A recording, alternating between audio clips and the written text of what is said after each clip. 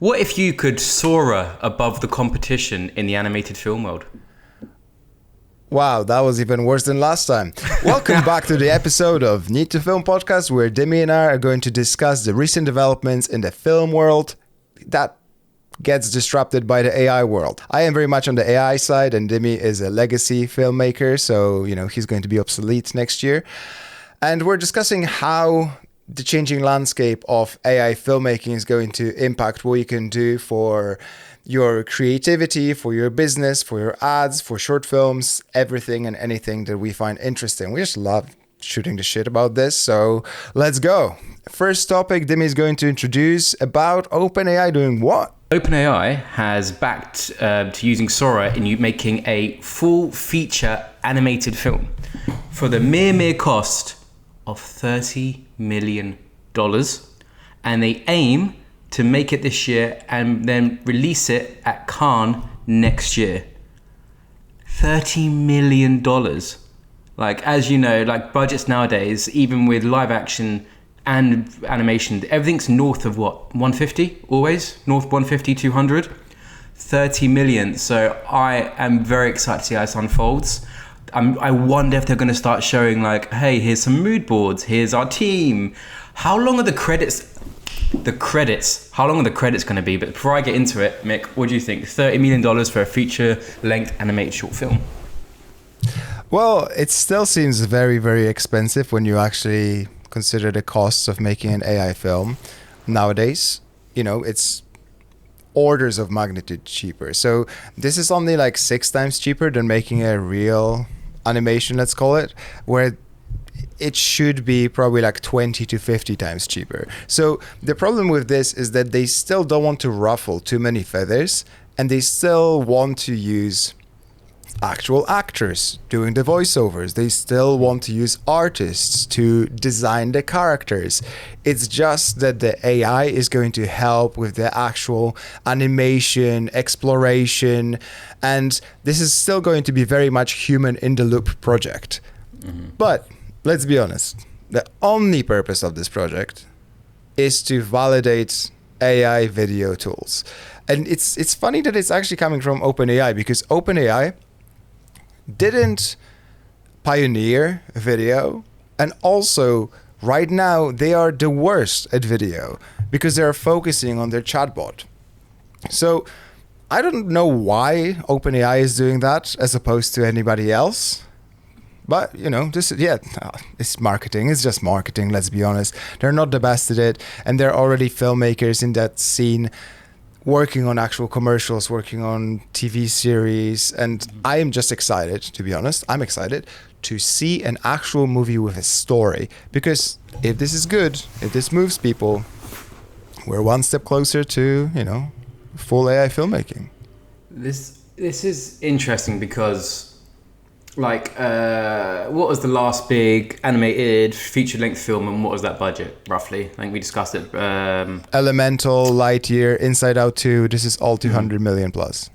Cool, 200 million plus. Bring out another 30 million, that is a huge, huge chunk, like I said, 6 times less. Now, I'm wondering, and you made a good point, Sora is not known for being the best in the video film. Like people like Higgsfield, Kling, Runway, those are the ones we go to when we think of video generation. VO3, sorry, that I was saying. And while we were talking, my brain just sort of did that retrajectory of when's the last time something like this happened? When did an entity that wasn't in the traditional filmmaking industry get involved? And I thought about Amazon. I thought about Apple, and I wonder now, does this open the door? So like OpenAI is like, yeah, we're gonna make a short film. And then like Google going, no, we're gonna do one too. And then like Runway runs in it. And then suddenly we've got these tech giants like being involved in the Oscars, winning awards and being included. And I wonder at this stage, will that ever happen? And that's kind of scary to me. Like a tech giant, like entity getting involved just like Apple and Amazon did. And this is very reminiscent of Pixar. Like when Pixar started, Pixar was supposed to develop like special effects and computers and software for others, and this was supposed to be a showcase of the technology, and they were like, oh, the best way to showcase our technology is to make a film. And then suddenly this was better than Disney movies at the time because it had some soul, it had some story, and it was 3D, so it was like new thing all the way. And yeah, it was a tech company that did this, right? So it was a tech company that then revolutionized the filmmaking world. And we're seeing this right now, I think, just unfold in a different way, which is the tech companies are the one pushing the envelope because they have the infinite amount of money. I think that is the big problem, that visual effects studios, they can work on new visual effects, they can develop new techniques, but they're all in debt. They're all closing down because this is not as valuable to anyone anymore. Like the visual effects artists are underpaid, overutilized, overworked, and they still don't make money. That industry doesn't make money, right? So the only way to do that is if there's somebody funding it, right? So Amazon has their AWS, and that was subsidizing the rest of the business. Netflix is making tons of money, so they can spend billions on content, right? Traditional film studios just are going to look for discounts. They're going to look for new ways to save money.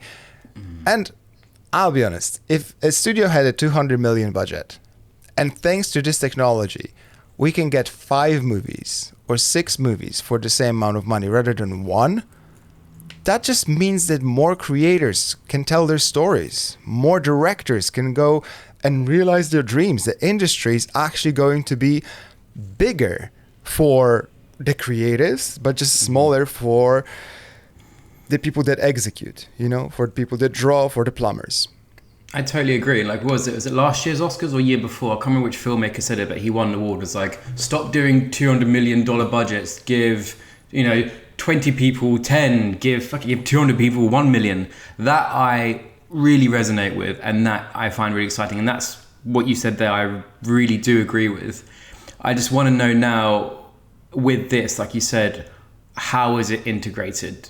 Is it's going to, obviously voice actors won't be, because obviously I don't think they'll go that far just yet. Is it just tools that VFX artists are using? Are they incorporating it into how they're making it? So that I'm really excited to see the workflow. I'm really excited to be the first time at this length as well, like the generations, how have they come up with the number of 30 million? Is that like roughly the cost of the crew plus, the generations? Like, that better than I do. How much does it cost, like, roughly for per clip? For a 5-second generation clip? If it's with talking, probably around $2. Yeah, there you go. $2 for 5 seconds of talking rather than doing a full rendering and set. Interesting. I keep thinking, would I pay to see this? But do you care about any other tech that's being used behind other animated movies, or do you watch them for the story? Because that's the thing, I'm fine myself. You as a filmmaker, that is shocking to me. Now it occurred to me. You as a filmmaker who cares about the medium and cares about the story, and it's like, again, you don't care about the fact that Avatar 2 and Avatar 3 is made with this technology. You almost despise it, and you want the movie just for the story. And then when it comes to AI stuff, yeah, but you know what I mean? Like, you're like, oh, I care about the story. I care whether the film is good, not whether the visual effects are good, right? And then when it comes to this stuff, you're like, oh, I don't know if I would be interested. I'm like, give a chance to the story. What if the story is actually really good? Like, why would the story be worse? Why would the film be worse just because of the tool used? No, I'm not at all. I think my brain is going straight to what our discussions are like, the full AI, full scope. So that's why I'm like, this one, I'm giving it not a pass, that my pass means anything, but the fact that there's a human element in there. So that's why this is a really weird half ground between you and me. This would be super interesting. We're at opposite ends, and this film is bang in the middle because the human element is still there and the AI element is still there. So I'm on the fence, and I'm excited. And Yeah, that's all I have at the moment. I can't chat shit. I'm literally making a short film right now and using AI to do my CGI because I can't afford to fucking put a plane and a green screen. There's a comment from Elon Musk actually about this movie, because Elon Musk has a feud with OpenAI. Because Elon Musk was one of the first people to actually start OpenAI with Sam Altman. He pulled in the money, and then he left it, and then OpenAI became a big thing, and now it's a big drama in the tech scene. So anytime there's like any positive news about OpenAI or anything big, he comments on it and downplays it, right? And what did he say? So they said it's like, oh, the movie's going to cost $30 million. And he's like, yeah, achievable. But the actual budget is more like 30 billion in compute. And the truth is that a lot of the AI that we use right now, whether it's for video generation or even text generation, is still subsidized by the venture capital money. Like it is actually way more expensive to produce it than what we pay. Ooh. Which is counterintuitive, but I use a lot of coding, right? Like I'm programming my platform and I use these, I use Claude Code, I use Cursor, I use these tools that help me with coding. And when I started using them almost a year ago now, it was viable for me to just code using these tools unlimited day in and day out. And I was spending maybe 12, 14 hours a day just using these tools without any limits. And then suddenly they realized that they need to start becoming more profitable to raise more money. So suddenly the cursor that I was using became 50 times more expensive. Like I used up my quota for the month within the first 3 days. So then I switched to Claude, which is giving me almost unlimited way, but you have a 5-hour window where it was going to run to a limit, and that after that 5-hour window, the limit goes back to 0. So you can just go in sprints of 5 hours. Yeah. And still, they had to introduce a limit again. So in August, then they again limited this because this became too expensive. Because if you think about this, like every time I ask a question about my code base that has got like, let's say what's needed for the context is like 10,000 lines of code, and each line has got, I don't know, 20 words. There's like 200,000 words that goes basically with every message, right? So it's sending like equivalent of multiple books back and forth every time, just for the code to be like, oh yeah, let me change this one line of code to fix it. Or that one character, that one little character you've got offset. Yeah, so that is problematic. And then obviously they're making it more efficient, so it's not as stupid as I'm presenting it to be. But if I look at my actual spend, I pay, I think, £100 a month. And my actual spend that I look on the model is closer to 800, right? So it's still subsidized by venture capital money. That's why there is billions. And that's what's going to happen with these movies as well.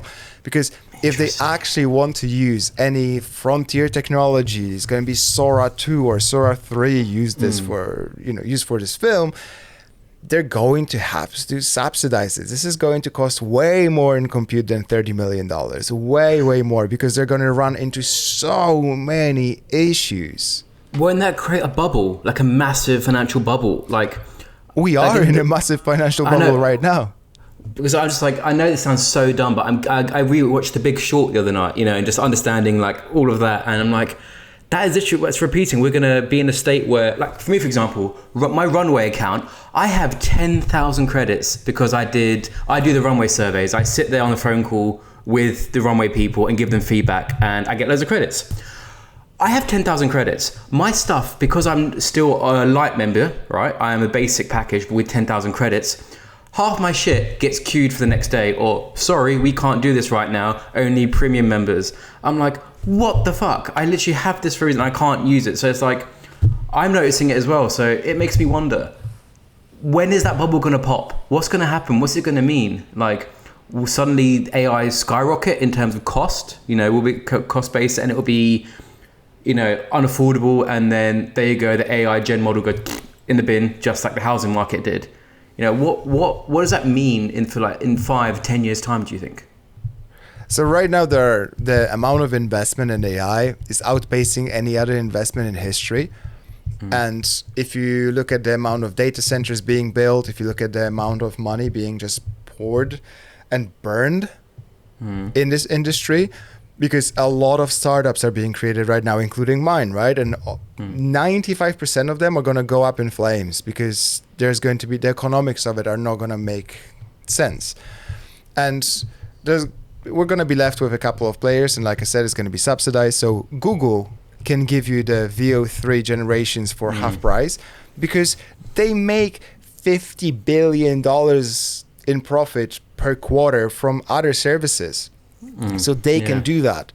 But ultimately, these models are getting cheaper, are getting better, are getting faster to produce. So all of this is going to just be better for filmmakers. But yeah, we are in a massive, massive bubble that is about to burst. We just don't know when, because the money right now for some people is infinite. You can raise infinite amount of money if you have good company, if you have good idea and traction. Then these investors, obviously, okay, when you invest in a company, you get a tax rebate, you get a tax deduction, you get to, save some of your money. But what are they seeing back at their end? Because if they put, X amount of millions, there's only me or you paying $100 a month, surely they're not getting their money back, if there is this massive bubble. So the way that this bubble works is you give a company, let's say 2 million, and then they get to a certain level of revenue because they spend all of this on marketing. So they get free trials, users that use it for a month, for 2 months, whatever. And then you say, oh, in the first 2 months, we got to 2 million revenue. Okay, cool. Let's raise more money based on this new information. So then they raise 20 and then their revenue goes. Then they raise 100 and their revenue goes up. And at the end of the day, it's like, who's going to be left holding the bag, right? So who's going to be the last person that pays the final price? And the idea is with venture capital, they invest in 100 companies and you invest in them, let's say 500K to $1 million. And out of them, 3 are going to return the whole investment. Okay. Because 97 are going to go to 0 or end up being just mediocre, just whatever. But 3 of them are going to turn into $1 billion bets, which means you get 200 million back, right? Yeah. So that's how it works. And yeah, we're definitely in a bubble, and it's a very deep rabbit hole. And this is maybe for another episode. But speaking of companies that can subsidize this thing, and companies that are actually openly embracing AI, Netflix, as we know, we talked about this. They used VFX for the show The Eternal. An Argentinian feature film. And now they have official guidelines on using AI on the shows. And I think it's freaking fascinating because they say there's a matrix that they have of the use cases. And the one use case that they are greenlighting is using generative AI for ideation only. Mood boards, reference images, setting up the tone. And they say that it's because it's low risk, it's not final, and you do not need your manager approval. You just go and do it. Then, if you actually want to use the generative AI to create background elements like signage, posters, anything that appears in the background, you actually need to be more careful, and you need to get the sign off from Netflix to do this if these posters are story relevant. So if this is something that just fills out the frame, nobody cares, it might be funny Easter egg. But if this is something that's going to be, that the camera is going to focus on to propel the story forward, ideally you shouldn't use Gen AI. And then we have using Gen AI to create final character designs or key visuals, and it's a big red stop sign next to it, and it's nope, you cannot do it. However, while the iconography says, oh, you cannot do it, the actual thing says it requires escalation, which means it could impact legal rights, audience perception, or union roles. It so requires escalation. That's like me coming to you. Yeah, cool. Mick, can I do this thing? No, that's literally all it is. And you going, and let's be honest, people would need to somebody would need to tell them that that's what has occurred. And then the media would need to know. I believe that Netflix did it on purpose. They used only like a half a second shot in this one show using AI, and they made a big deal out of this. Because let's be honest, they didn't have to say anything and nobody would have never noticed. Like, that would have never been noticed, right? Because it would have been just half a second VFX shot that looks maybe junky, maybe good, doesn't matter. It's a show.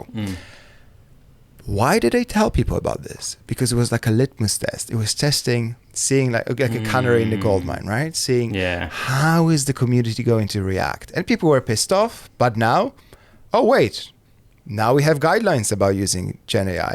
So this is just an escalation. This is just boiling the frog. You know, that's the thing that if you put a frog in a boiling water, it's going to jump out. But if you put the frog in a cold water and you slowly increase the temperature, at the end of the experiment, you can boil the frog and it's not going to feel it. So this is the exact thing that's happening. They're just putting it out there. Oh, we only used like a small shot because we needed it and it was completely not doable from the budgetary constraints. And I'm like, I watched this shot. It was completely doable. This is bullshit. This was one like simulation of a building falling down. Come on. And then this just shows that Netflix is very, very smart, very, very considerate, and they are just doing it the proper way. You need to escalate it with the manager. And suddenly, guess what? The manager signs off on the money. So they say, hey, do you want to use AI for this shot and we can get it done for $1,000, or do you want to do it for $100,000 using the team of VFX artists? And the manager, with all this information they have, goes, okay, cheaper option, easy. The next thing you can see here is the using AI for talent replication. And you need consent and legal review. Again, how much leverage do actors have nowadays? Maybe the big names, but the smaller names, I don't know. If somebody presented you with an opportunity and said, you know, if you're Tom Holland, Chris Hemsworth, before getting the roles, you know, like how Marvel actually abused a little bit the power when they signed the deals with the actors, right? So when they signed Chris Hemsworth to play Thor, he signed 6 movies. He had to sign on for 6 movies for a fixed amount of money. Same with Tom Holland, right? So they wanted to avoid a situation that they put themselves in with Robert Downey Jr., who was only signed on for like, I think 2 or 3 films. Because he exploded as a star and he was crucial, he was pivotal to the whole project, they had to pay him tens of millions. So to avoid that, they just signed people for 6 films going onwards, right? And I think this is going to happen with AI. They're going to go and find young talent and be like, do you want this movie? This is the clause you need to sign. You don't want this movie? We have 70,000 people to do this film. So that model isn't new though. MGM, Paramount, all these studios have that model since the dawn of film. In the 1960s, it was very popular. For example, in the film Psycho, Vera Miles, who played the sister role in the film, that was her 6th and final contract role. So like that model was used where you don't have to be part of a franchise. It's like, yeah, cool, this actor's getting blowing up. Let's get her in for 6 films regardless. Like the script's not even written. There's no director, no story, but we want her for 6 more films. So like that model isn't new. And you're right, I can see that. Some up and coming actor going, oh, I can have my big break. I can have security in an industry that, let's face it, is unsecure as fuck. And now it's like, cool, like you can have it and you just need to be part of this AI revolution. Fuck. Yeah, if like, as we discussed in the previous episode, my friend was offered dubbing for a video game, and he had to sign a clause that his voice then could be used with AI to be translated in different languages. Actually, I had a filming day yesterday for a company, and we filmed the person, and while on set, we were saying, oh, by the way, we need to clone your voice. You're okay with that, right? And the guy was like, yeah, cool, yeah, like no problem. And he's going to be dubbed into Chinese with AI. But it is funny because like most people don't even think about the consequences of that. So that's mad. Yeah, like most people are like, yeah, fine, yeah, clone my voice, because they trust that what you're doing is for the project. I think the gray line is, you know, what happens if somebody uses your voice outside of that project, right? But it was very good. 11 Labs is very good when it comes to creating a professional voice clone, because you need to do a verification on the same exact setup. Yeah, we couldn't verify. I couldn't verify his voice yesterday because he was talking to a microphone that was very close to his face, and I uploaded the audio to do a quick professional voice clone just to see how it works, because I knew that we would need verification. And the way that the verification works is you cannot really cheat it, because it's going to ask you to read live a random sentence that it shows you. So you cannot just get that person to say, yes, I consent, and use it. No. They will show you live verification, read this sentence, which says something like, a frog jumped in the teacup, and you need to read it. And the guy read it, but he was reading into my laptop, not the same microphone that we use for recording. I was gonna say, and the verification failed 2 times that we tried. So they will need to use a different tool for that. But I think it's very good. It's very good because now these tools, the best ones that actually offer the quality that you would need to use on a high-level production, have the built-in guardrails that enable you to, protect people, protect celebrities, protect somebody else's likeness.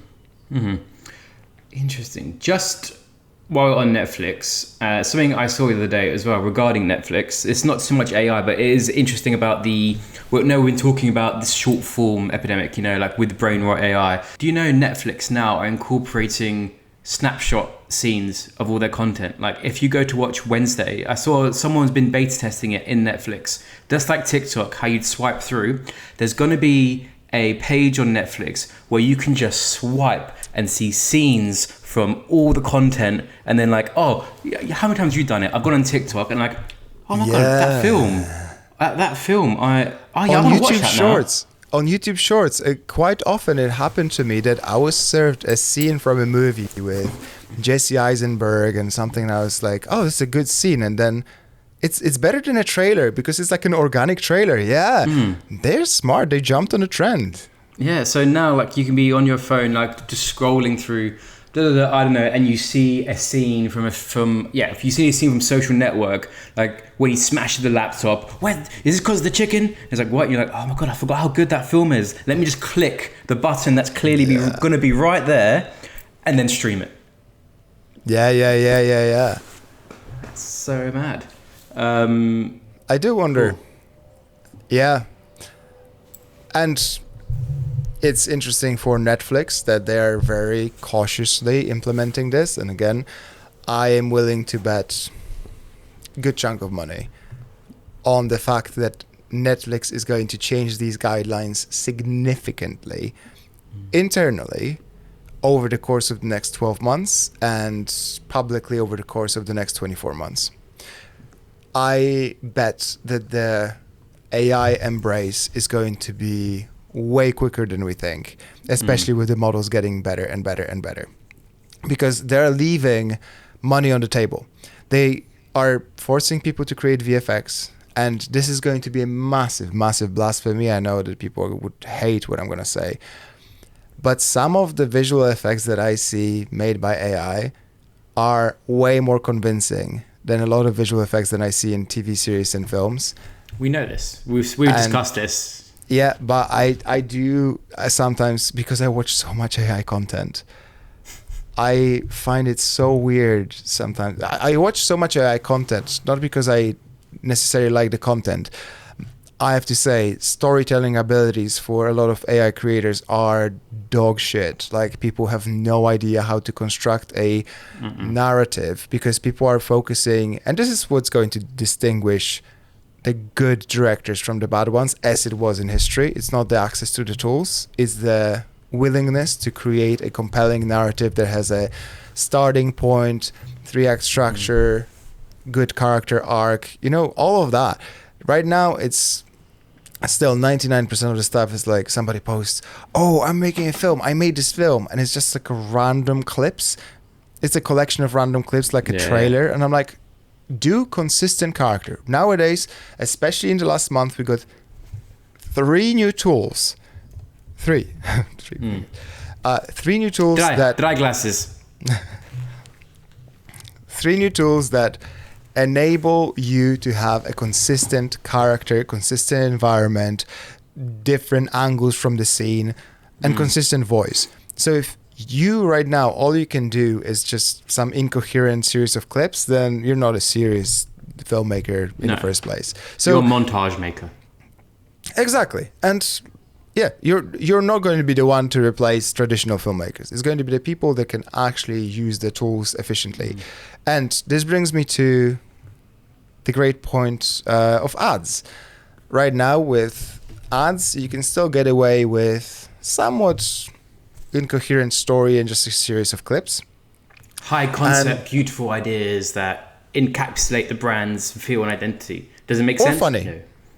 No. Yeah, or funny. Yeah. And there are quite a few brands that are now embracing this. And there's a creator, PJ Ace, on X, who posts his work.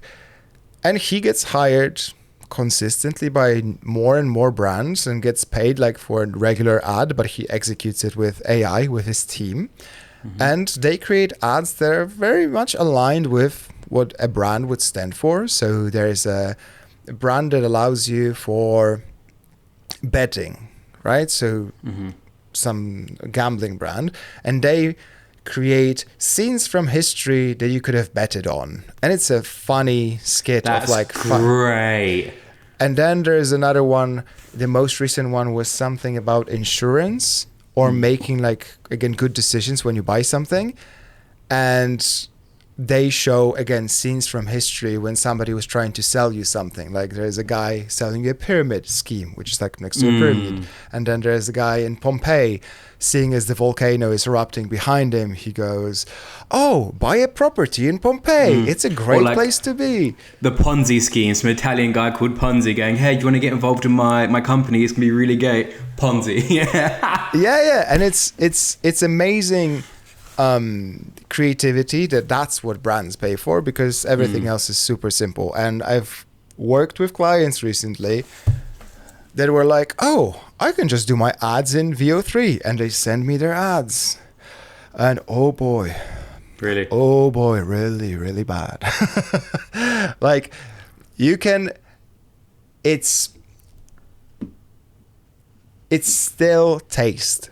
It's still storytelling. It's still the craft that you need inside of you to produce something that people want to watch. And that's what I'm really obsessed with, like how to tell good stories. What makes a good story? How can I systematize this? How can I use AI to help me tell longer stories? That's going to be fascinating to see with this big film, how they actually execute a big film. Julius Caesar saying in the Senate, "I want to start a casino." It's great though. I really know. I like it. I like the freedom. I like the impossibility that I can do. My main whole career has been advertising. You were part of it for a period of time, and it is actually really nice knowing that you can actually let your imagination run wild. So yeah, I think that's great. Because previously, if you wanted to sell something like this, it would always look the same way. I already imagine it, like in a studio against like a colorful background, and you would have the Julius Caesar kind of sitting there, and it would all be like pantomime kind of theater because there's no money to actually make this. And now you can actually make something cool. So advertising is going to be better and funnier. I think because it's like, I don't know about you, I think advertising's like got worse. I think the film industry's got worse in the last 2 to 3 years. And I think adverts have too. I really do. Like, when was the last time? I remember you and I used to send you every week, like, "Hey Mick, here's the ad of the week I found on Ad Forum." And slowly and surely it got bad. It's like, oh great, just another. Do you remember we said it was stupid? There was the stupidity thing, the crazy aspect of ads now where they were going too much the other way because they needed to stand out. But now you can actually make something stupid, but then actually make it good. There's like stupid and bad, stupid and good, and using AI. That I'm down for that. I know you've got me thinking. How does that work? Do you think with copyright policy that does the company, say Chanel, okay, we know me, I love Chanel adverts. Does Chanel then own that full AI concept? Like, how does a company purchase the rights for something made else? Do you know what I mean? Or does it work the same way as a studio? So they don't really purchase the rights to it. They pay you for the work. That's kind of the workaround to it, because the copyright law around AI generated stuff is still a little bit murky. So they could potentially just take your output and use it. And if there is no good legal framework to say that, hey, you, Dimi, created this, so you own this, then, that is problematic. So you just need to have a good contract that is like, we pay you this amount of money for the work, and this is the output we expect. And that's it, right? Yeah. But again, I've also executed a project where I use AI to elevate somebody else's company pitch by quite a bit by using AI scenes. And this was something that was completely out of their budget to do even 1/3 of it live. But with AI, we mixed real life footage with AI, and it worked, and it tells the story and looks like an Apple commercial. Great. For, again, 1/30 of the price. So we're there, and I think the economics of it are going to win. All right. Any other? I know there's also quite a few clothing brands that I've seen recently. Oh yeah. That are using now AI models on their websites to show the garments. Have you seen the series Maniac with Emma Stone and Jonah Hill? Literally, like 4 or 5 years ago, made that a thing.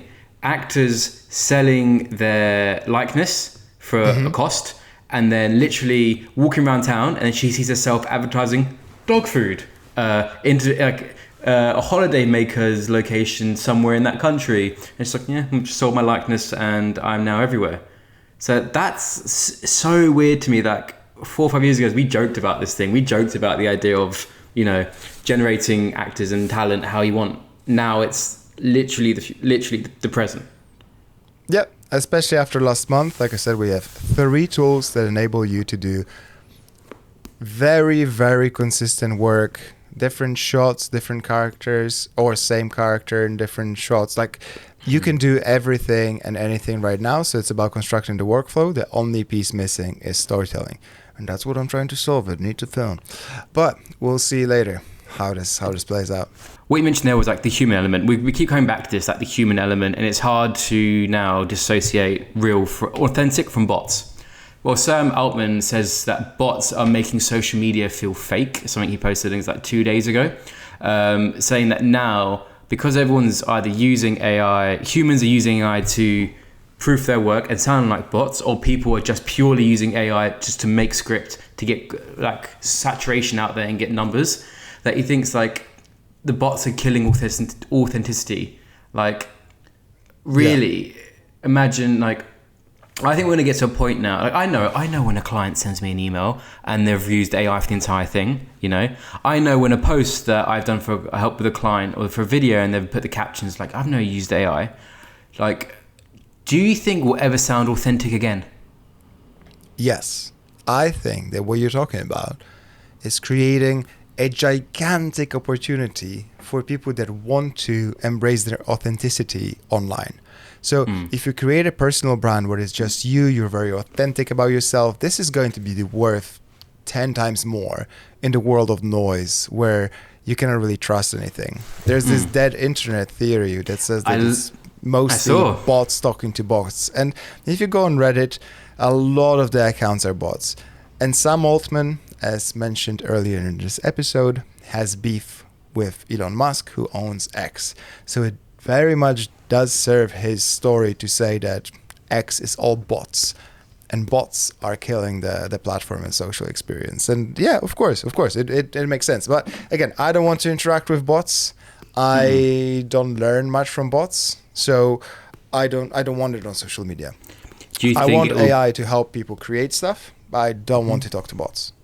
Do you think it will lead into the film world, like AI, like bot reviews of films? You know, I was talking with my girlfriend in the car about this the other day about the review structure. You know, how, let's face it, like reviews nowadays, it's all the same thing: extraordinary, jaw-dropping, 5-star, must watch. It will stay with you after you leave the cinema or whenever you've watched it. And I'm like, I see that so much, it lost so much value. Like when I see it on a poster, I do not take it seriously. Like I try to use Letterboxd to see what people say, but even then it's like, does this one guy actually have, you know, a real good base of opinion, or is he just chatting shit? So I'm wondering now, like, authenticity is gone, but how about credibility? Do you think credibility will follow? Yeah, I also think that credibility is going to be way more important. And I don't know, I don't read reviews really, because reviews from journalists or critics mean nothing to me. I look at the audience's score usually. My tastes are usually more aligned with the general audience. I'm not sophisticated. I'm an idiot. I like funny movies. I don't know what I like right now. I haven't seen a good movie in a long time. I had watched Heretic recently, which was interesting. Oh, I watched that last week. Yeah, it's cool. it was pretty good. It was pretty good. Apart from the ending was really weird, but outside of that, it was good. But yeah, going back to the reviews, I think, again, you only have a few reviewers that you can trust if you follow a certain reviewer. Let's say you follow a tech reviewer, and you know that person always likes iPhones. And you're like, I like iPhones as well. So they say, I like this particular feature about iPhone. And you, Dimi, go, oh yeah, I also like this feature. So now you know that their taste is aligned with yours. So the next product they review, you're going to be like, okay, I can trust this reviewer because I have the same taste. But then you will get somebody who owns an Android and you're like, what? That person thinks completely different to me. So I think it's more of the personalized taste reviews. That's what's going to be more aligned. Like aggregating reviews, for example, from 20 critics. I don't know how, like, if something is for everyone, is it good? I don't know. I don't have an answer for this. I think I agree with you that the reviews, the credibility is down. And this is down to AI. But as we know in all these things, I think there will always be a way of working it out. You can't put the genie back in the bottle, but I think you can reduce what the genie can do. And we're seeing that. We're seeing that across the board. So it'll be interesting to see how it goes, how it finds out. Yeah, and hopefully we'll find out something new by next week. Ooh. All right, this was a good one. Let's not prolong this painful experience. You know, I'm gonna just soar out of here. I'm gonna Sora out of here. Get the, I'm gonna leave this open AI ended. Goodbye. Don't explode your hemorrhoid on the way out. Not cool.